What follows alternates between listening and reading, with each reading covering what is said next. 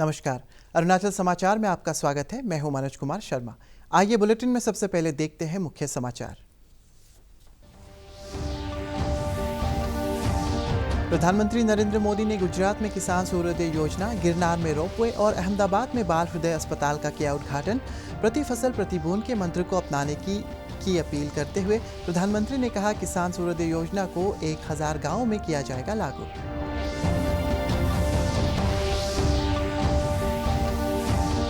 राज्य में कोरोना संक्रमण से मरने वालों की संख्या बढ़कर हुई 33, रिकवरी दर बढ़कर 82%। कोविड के आए 68 नए मामले, लेकिन 206 मरीज हुए स्वस्थ। स्वास्थ्य मंत्री आलो लिबांग ने पाके केसांग में स्वास्थ्य सुविधाओं का लिया जायजा।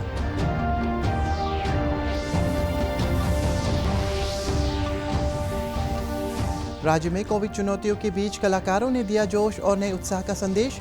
राजधानी ईटानगर में आयोजित चित्रकला प्रदर्शनी में राज्य के उभरते हुए युवा कलाकारों विभिन्न विषयों पर अपने हुनर का किया प्रदर्शन।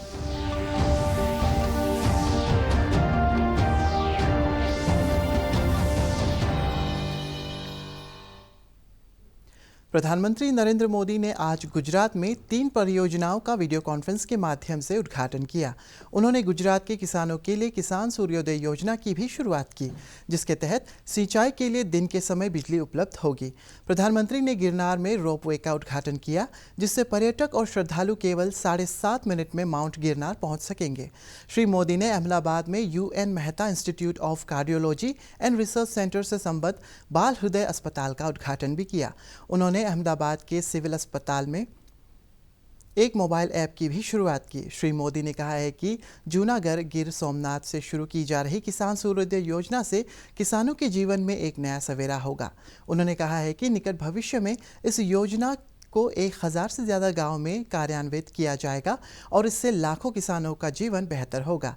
प्रधानमंत्री ने कहा है कि हमें प्रति फसल प्रति बूंद के मंत्र को अपनाना होगा।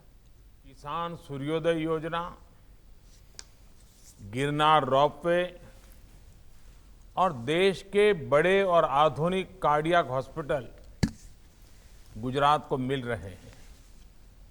ये तीनों एक प्रकार से गुजरात की शक्ति, भक्ति और स्वास्थ्य के प्रतीक है।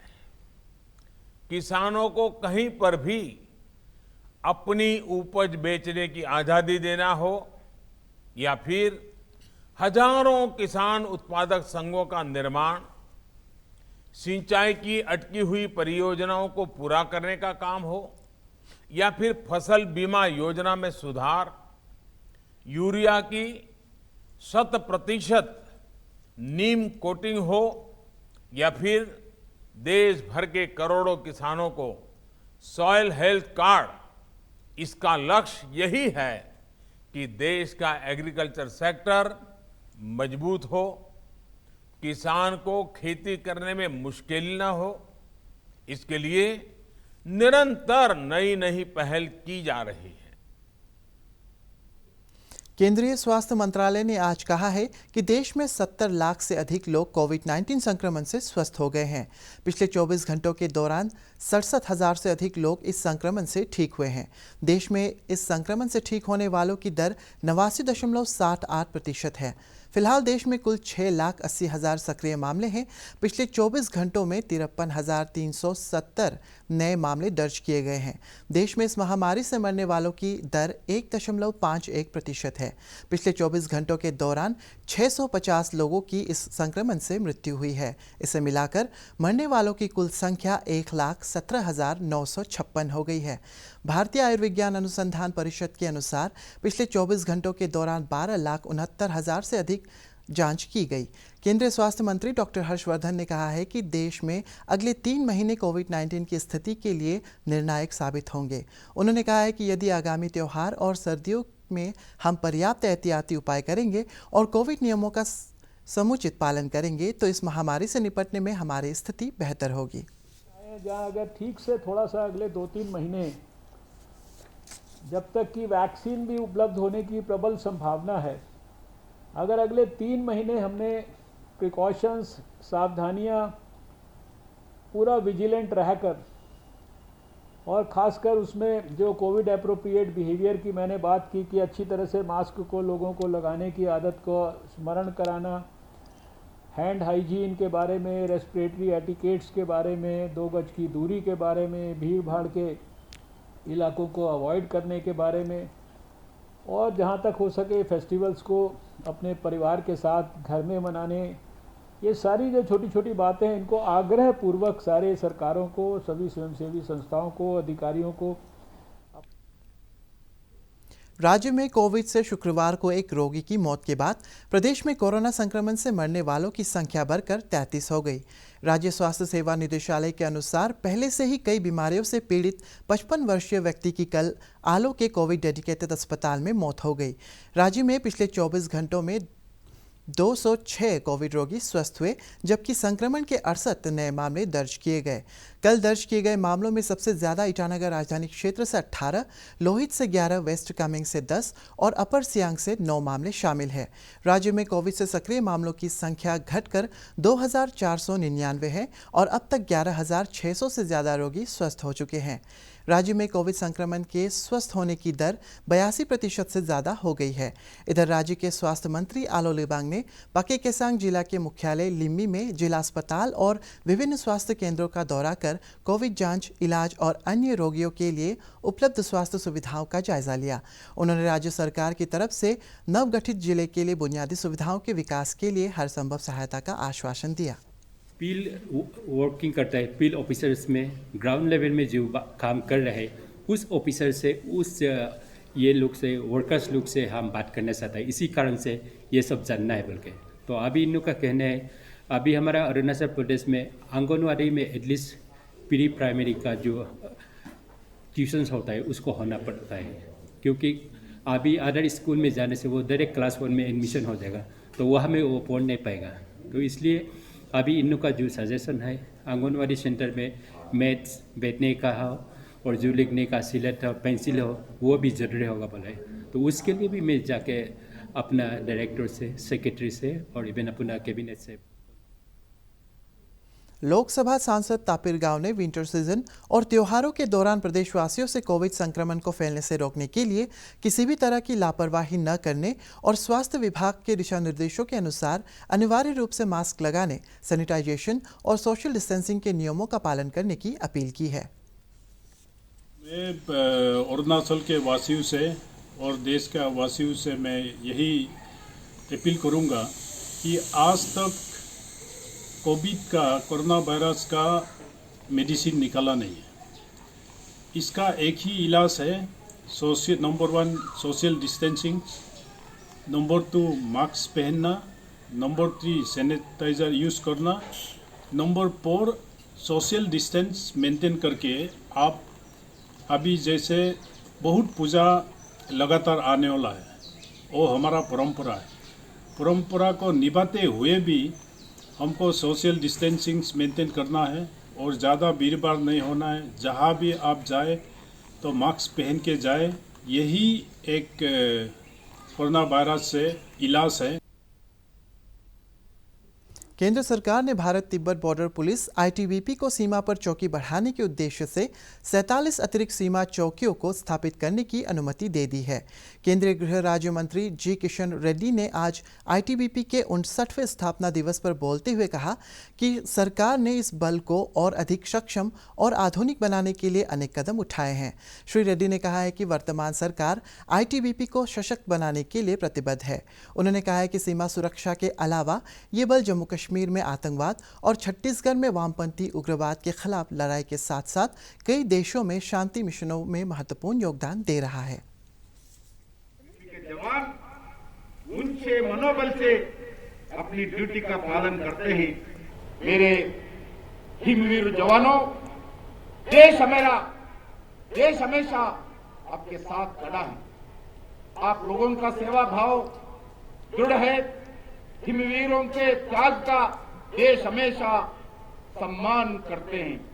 आदरणीय प्रधानमंत्री नरेंद्र मोदी जी, माननीय गृह मंत्री श्री अमित शाह जी के तरफ से मैं एक बार फिर आप सबको ITBP के स्थापना दिवस के लिए बधाई देता हूं।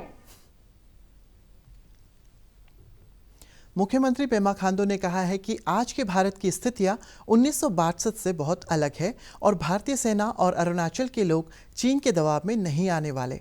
मुख्यमंत्री शुक्रवार को तवांग के बुमला पास पर 1962 के भारत चीन युद्ध में शहीद हुए सूबेदार जोगेंद्र सिंह की याद में बनाए गए वार मेमोरियल के उद्घाटन समारोह में बोल रहे थे।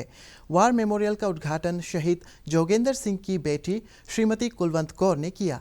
समारोह में मुख्यमंत्री के अलावा राज्य सरकार के वरिष्ठ अधिकारी, तवांग ब्रिगेड के कमांडर सहित सेना के कई अधिकारी और कई विधायक उपस्थित थे।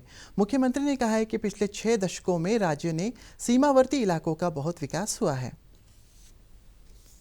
प्रधानमंत्री नरेंद्र मोदी कल सुबह 11 बजे आकाशवाणी से मन की बात कार्यक्रम में अपने विचार साझा करेंगे। ये मन की बात 2.0 की 17वीं कड़ी होगी। इसे आकाशवाणी और दूरदर्शन के समूचे नेटवर्क से प्रसारित किया जाएगा। ये प्रसारण newsonair.com और news on AIR mobile app पर भी उपलब्ध होगा। इसका आकाशवाणी, डीडी न्यूज़, प्रधानमंत्री कार्यालय तथा सूचना एवं प्रसारण मंत्रालय की यूट्यूब चैनलों पर भी सीधा प्रसारण किया जाएगा। हिंदी प्रसारण के तुरंत बाद आकाशवाणी से ये कार्यक्रम क्षेत्रीय भाषाओं में भी प्रसारित किया जाएगा। क्षेत्रीय भाषाओं में इसे रात 8 बजे से फिर सुना जा सकता है। बिहार विधानसभा चुनाव के लिए राष्ट्रीय जनता दल आरजेडी ने आज पटना में अपना घोषणा पत्र जारी कर दिया है। इस दौरान आरजेडी नेता तेजस्वी यादव और पार्टी के राज्यसभा सांसद मनोज झा समेत कई प्रमुख नेता मौजूद रहे। इस घोषणा पत्र को हमारा प्रण संकल्प बदलाव का नाम दिया गया है। आरजेडी की तरफ से घोषणा पत्र में 10 लाख नौकरी देने के वादे को दोहराया गया है। इसके अलावा बेरोजगार युवाओं को 1500 रुपये बेरोजगारी भत्ता देने का भी वादा किया गया है। वही घोषणा पत्र में कहा गया है कि सरकारी नौकरियों के फॉर्म भरने के लिए बिहार के युवाओं को आवेदन शुल्क नहीं देना होगा। घोषणा पत्र में रोजगार, कृषि, उद्योग, उच्च शिक्षा, महिला सशक्तिकरण से लेकर स्मार्ट गांव तक पर जोर दिया है। इसके अलावा स्वयं सहायता समूह, पंचायती राज, स्वास्थ्य सेवा, खेल नीति सहित कुल 17 मुद्दों को प्राथमिकता दी गई है। राजधानी ईटानगर के राज्य के उभरते हुए युवा कलाकारों के चित्रकारी की प्रदर्शनी लगाई गई। इस 2 दिवसीय प्रदर्शनी में प्रदेश के 5 कलाकारों ने विभिन्न विषयों पर आधारित 23 पेंटिंग का प्रदर्शन किया। इसके आयोजक केनली न्योराक ने बताया है कि कोविड महामारी के चलते कई महीनों से राज्य के कलाकार अपनी कला के प्रदर्शन का अवसर न मिलने से निराश थे और उनमें जोश भरने के लिए इस प्रदर्शनी को आयोजित किया गया। उन्होंने कहा है कि कोरोना से कला क्षेत्र को भी बुरी तरह से प्रभावित हुआ है और ऐसे समय में छोटे छोटे आयोजनों के माध्यम से इस क्षेत्र को गति देना समय की आवश्यकता है। चित्रकला प्रदर्शनी में भाग लेने वाले कलाकारों ने बताया है कि वर्तमान समय में समाज के ज्वलंत मुद्दों पर अपनी बात रखने के लिए पेंटिंग भी एक सशक्त माध्यम है। जो उभरते हुए जो आर्टिस्ट हैं, जो पेंटर्स हैं, उन लोगों के लिए हमने ये किया है, ये जो आर्ट एग्जीबिशन है। और मैं ये जो इसका जो इंस्पिरेशन इस तरह से आया था कि अब अभी के लॉकडाउन के समय में, महामारी के समय में बहुत से आदमी लोग डिमोटिवेटेड होकर बैठा हुआ है ना। Most of the people are demotivated and disease atmosphere है। सो वी जस्ट थॉट कि to rejuvenate the soul and to get the imaginative juices going again, हमने डिसाइड किया कि हम एक पेंटिंग एग्जीबिशन रखेंगे और हमने ये पेंटिंग एग्जीबिशन किया है। हम यहाँ पे 5 आर्टिस्ट हैं हमारे पास और हमारे पास 23 पेंटिंग्स हैं। सिंस अभी यहाँ पे SOP चल रहा है तो हमने डिसाइड किया कि हम ज़्यादा पेंटर्स को इन्वॉल्व नहीं करेंगे और पेंटिंग्स भी थोड़ा कम रखेंगे। मेरा लॉकडाउन का समय का फ्रॉम डिप्रेस्ड स्टेट से हम कैसे गुजर के अभी हम जो कैसे थेरेपी ऐसे करके प्रॉपर कैसे हुआ है ना, तो वो पूरा लॉकडाउन का इमोशंस को हम जो पोर्ट्रे किए ना। I'll say that don't compare yourself to other artists, practice your own style, practice other styles also to increase your experience and everything, and then just keep on practicing and don't give up and don't get demotivated. जैसे ये painting का title जो candid है ना, तो हम वही दिखाना चाहता था कि जैसे अभी सोशल मीडिया पे कैंडिड पिक्चर्स बहुत हम लोग खींच के अपलोड करते हैं। तो अगर ज़माना में, अगर ओल्ड एज में अगर हम लोग फोटोग्राफी करता था, कैंडिड पिक्चर होता था, तो लुक्स कैसा होना था।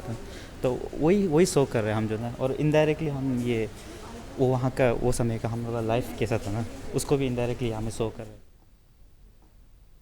नवरात्रि अनुष्ठान में आज शक्ति रूपा देवी के महागौरी और सिद्धिदात्री पुत्र की पूजा अर्चना की जा रही है। महाअष्टमी और महानवमी के अवसर पर देश भर में श्रद्धालु श्रद्धा और आस्था के साथ मां दुर्गा की आराधना कर रहे हैं। कोविड संबंधी एहतियाती उपायों का पालन करते हुए सीमित संख्या में लोग दर्शन के लिए जा रहे हैं। प्रधानमंत्री नरेंद्र मोदी, राष्ट्रपति रामनाथ कोविंद और उपराष्ट्रपति एम वेंकैया नायडू ने आज महाअष्टमी और नवमी के अवसर पर देशवासियों को बधाई दी। एक ट्वीट में श्री मोदी ने कहा है कि वे प्रार्थना करते हैं कि मां दुर्गा हम सभी को प्रसन्नता, अच्छा स्वास्थ्य और खुशहाली प्रदान करे।